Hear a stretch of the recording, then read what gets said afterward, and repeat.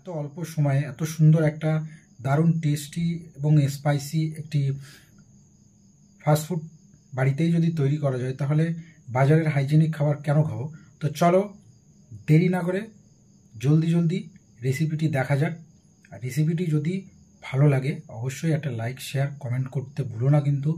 আর চ্যানেলটি কিন্তু অবশ্যই সাবস্ক্রাইব করে নিও।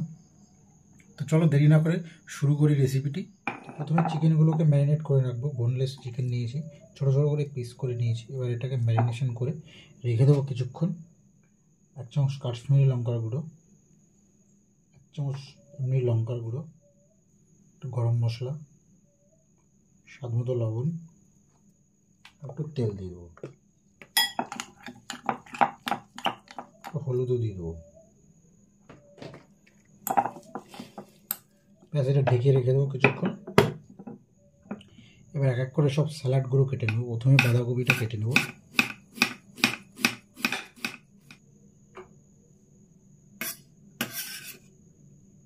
ক্যাপসিকামটাও কেটে নেব,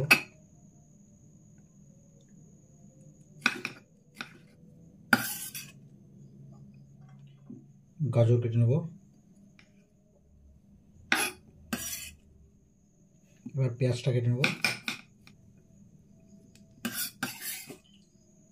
কাঁচা লঙ্কা,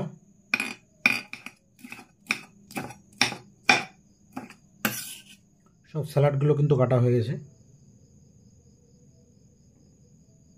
এবার কড়াইতে তেল দিয়ে প্রথমে 2টো ডিম ভেজে নেব।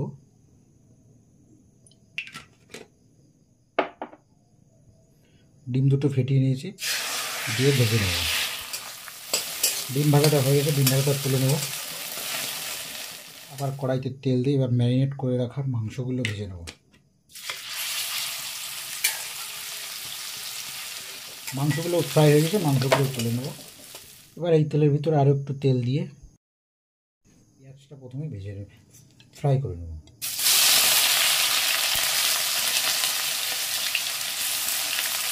পেঁয়াজটা আগে ফ্রাই করার উদ্দেশ্য পেঁয়াজের যে কাঁচা ফ্লেভারটা সেটা চলে যাবে।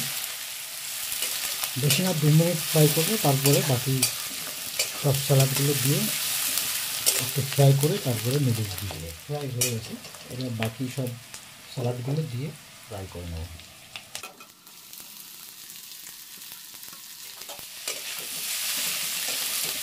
নুডলসটা আগের থেকে সিদ্ধ করে রেখেছিলাম, সিদ্ধটাও খুব সুন্দর হয়েছে।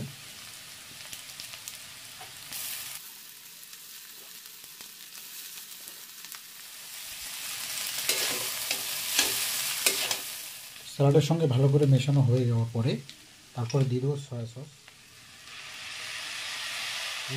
টমেটো সস আর একটু চিলি সস।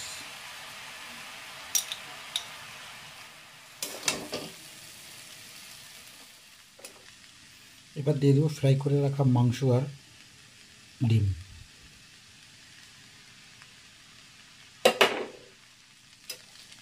এবার দিয়ে দেবো স্বাদ মতো লবণ।